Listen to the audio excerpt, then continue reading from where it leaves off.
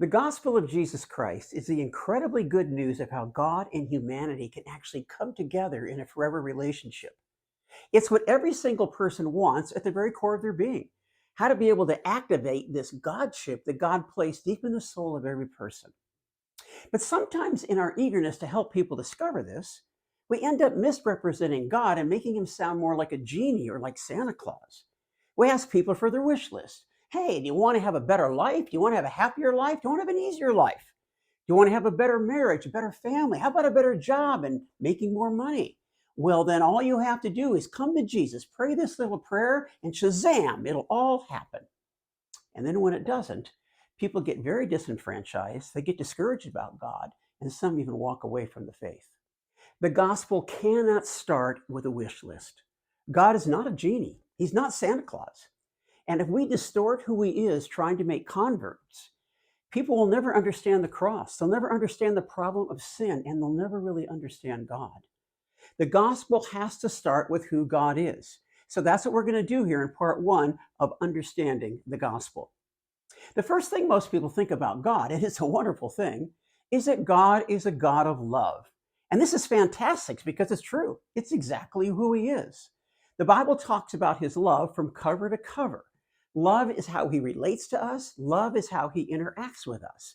Love is at the very core of who he is. Now, this is very different from the God of most religions, where they're seen as being powerful or vengeful, and you have to appease them in some way. It's true that in Islam, the Quran tells us that Allah loves people, but not all people. He only loves those who love him. He only loves those who do good, and he only loves those who pursue and maintain justice. But that's not the God of the Bible. Because he created all people, he loves every single one of them, regardless of whether or not they love him, whether they love good, or whether they pursue justice. But there is another aspect of God that's critical to understand because without this, the gospel just won't even make sense. And that's that God is holy. Without this, it distorts who God is. The Bible actually talks more about God's holiness than it does about his love. In fact, it was his holiness, not his love, that required Jesus to be on the cross. Now, I know some of you might go, no way, man. It's all about his love. But hold on. I think by the time we get to the end of talking about the gospel, it'll make perfect sense. Now, holy can be kind of a hard word to explain. I mean, it could easily take 30 or 40 words to parse out its meaning. But in the big picture, it means that God is absolutely perfect in every way. So, what I'm going to do is narrow down the expanse of his perfection to just three big ideas using three words. The first is that he's perfectly pure. The Bible tells us that God is so pure, he can't look on any evil with favor. It is just completely foreign and unacceptable to him. Now, it's hard for us to relate to this because we engage in evil all the time, don't we? I mean, we're even entertained by it, but not God. Evil is absolutely repulsive to him, and he can't associate with it in any way because he's absolutely pure. The second thing the Bible tells us about God and his holiness is that he's perfectly righteous, which simply means that he has a perfect standard of right and wrong that he'll never deviate from.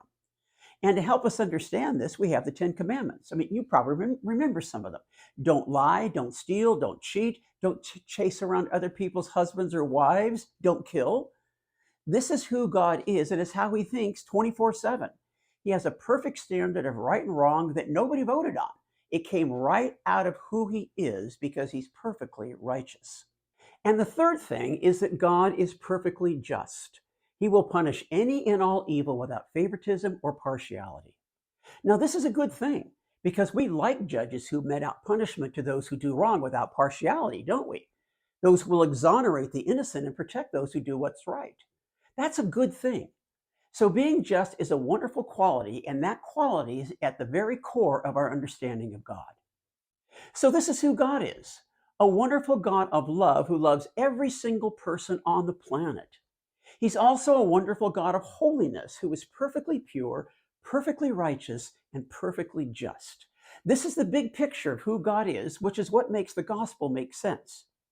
Now, in part two, what we're going to do is look at what we're like as people. Are we like God or are we different? And if we're different, the problem that it creates.